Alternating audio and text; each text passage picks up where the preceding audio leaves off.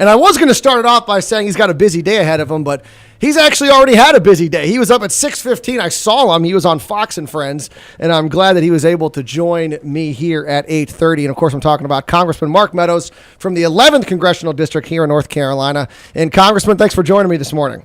Well, thank you, Tyler. It's good to be with you.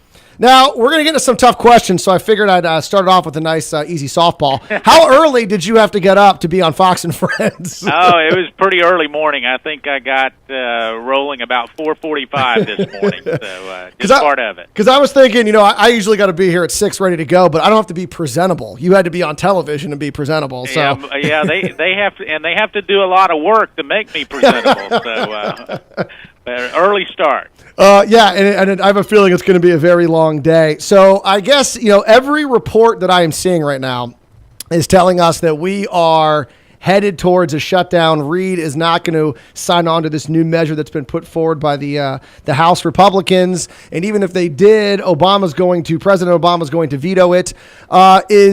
Is that sort of the feeling up in Washington right now, that we are going towards a shutdown and we're not going to be able to figure this out before midnight tonight? Well, it is certainly more that way. I can tell you we're doing all that we can. I was here until 1 o'clock in the morning, the wee hours of Sunday morning, to make sure we pass something that funds the government. But Harry Reid continues to play with the future of the American people and refuses to even come back into session. And I think that's what families back home don't understand. Why are you not willing to at least come and have a debate about it? They're just digging in. They want us to shut it down because they believe that we'll be blamed for it. It'll come to their advantage. And it's all about politics for Harry Reid. Well, that's what it seems. And, of course, there was a poll this morning. CNN put out a poll this morning that said that it does look like Republicans, I think it was 46% would blame Republicans, 36% would blame President Barack Obama. But it should also be noted the same thing was said before the 95 shutdown. And actually, at the end of the day, it was pretty much split across party lines on that one. But so we're looking at now, originally it was defunding Obama. Now it's looking at delaying Obamacare. And to be honest with you, I can understand. And I'm wondering about the CNN poll, and I didn't get to read it fully. But I can understand the defunding component, but I think the delay, in my opinion, is what I've always thought was the best strategy from the beginning, because all it is making everyone equal.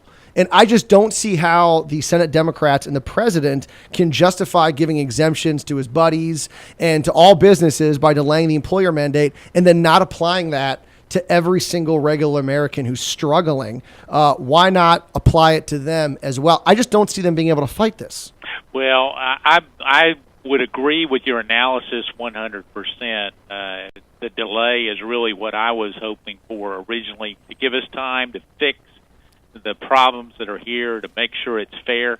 And you've hit the nail on the head. It's not fair. Why should Harry Reid give a break to businesses, give a break to insurance companies, give a break to Congress and their staff, and not give a break to the American people? I don't understand it. I don't know how you can even justify it, and yet he seems to not even blink when it comes to that. And now, of course, we haven't seen any evidence that the Democrats might blink. But, of course, we did see a huge major development that the White House tried to pretend wasn't very big when Senator Joe Manchin from West Virginia said, hey, you know what? I kind of agree with the Republicans on this. Do you think that now this delay has become the issue that we're talking about, delaying it? And then, of course, the medical tax, which we know is killing jobs. Do you think the Democrats could blink on this? Well, I hope so. If they're truly representing the people back home, Senator Manchin is representing the people that elected him, because overwhelmingly in West Virginia they're saying that this is hurting jobs and businesses and families. And so Kay Hagan in North Carolina should do the same thing. When we've got insurance rates that are going to quadruple for men, triple for women, how can she sit there and say that we shouldn't delay it until we fix that problem? It's unconscionable. I mean, it truly is.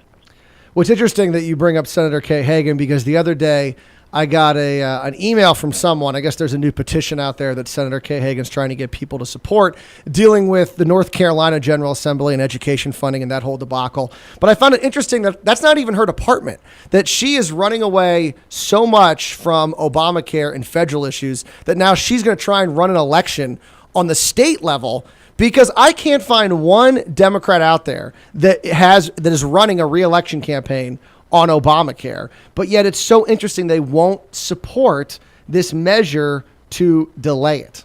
Well, she wants to get involved in state politics in North Carolina because she thinks it polls well, and that's what she's doing, for her reelection. How about doing the job she was elected to do and deal with Obamacare? And so I challenge her right now. She needs to come out, vote with the American people, and explain why Congress should get a better deal than those folks back home that she represents. Why can she justify that? So that needs to be the petition that she works on. And I will say it won't be unprecedented even in North Carolina, because we've seen Congressman Mike McIntyre, who switched sides and voted with House Republicans on this latest measure and the last measure, by the way. He did. So it's not out of the realm of possibility for a Democrat from North Carolina who's worried about his or her seat to say, you know what, I'm going to start listening to my constituents on this and move Well, we had 22 Democrats come across and vote for a delay of Obamacare. Now, we'll see if it was all politics, because 22 of them voted with us in the House when it was delayed, when they thought that bill wasn't going to go anywhere. Now, when it really means something, let's see if 22 Democrats join us. And I guess the other big question a lot of people have is that if they don't blink, of course, we're going to get even closer to a shutdown, possibly even go into a shutdown. I don't want you to give anything away if you're not privy to do so. But do you know? I mean, is there a plan C? I know we're already on plan B with the delay. Is there a plan C, or is that not even being looked at this time? Well, there's plan C and D. I can tell you we've been working on it for 60 to 90 days to try to avoid a government shutdown. We wanted it to do two things: avoid a government shutdown and take the harmful effects of Obamacare and make sure that those don't hit hardworking American taxpayers. Those were our two goals. So we have a plan C and D. The problem is Harry Reid keeps going back to his plan A, and if he's not willing to negotiate, ultimately it will be his decision to shut down the government, not ours.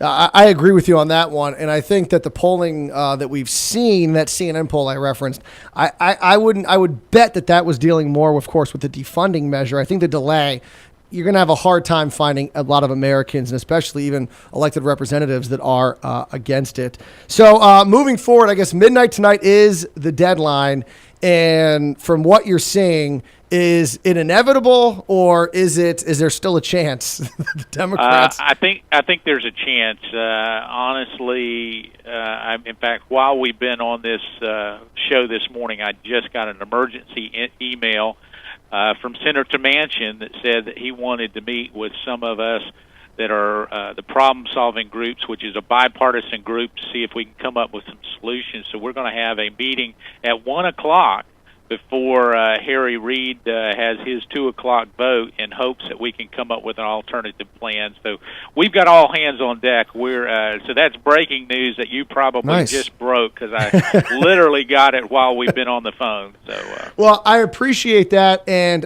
Congressman Meadows, I know you're working very hard up there. You got up early this morning. I also wanted to congratulate you on, of course, the UN appointment. We didn't get a chance to talk about it today, but I will definitely get you on to talk more about that appointment. That was a great thing for North Carolina. I know that much, but I appreciate all the work you're doing up there right now, and keep fighting the good fight, and we'll be in contact. Thanks so much, Tyler. Good being with you, and keep fighting the good fight yourself. All right, once again, that was Congressman Mark Meadows from the 11th District in North Carolina. A lot going on, breaking news every second of this battle, and I always appreciate Congressman Meadows coming on the show. All right, let's take a quick break here. If you want to chime in on this topic, 910-763-4000. Last day of September, currently 62 degrees outside. We'll be right back. You're listening to Tyler Cralle. He ran a marathon backward once to see what second place looked like. Losers! 980 The Wave.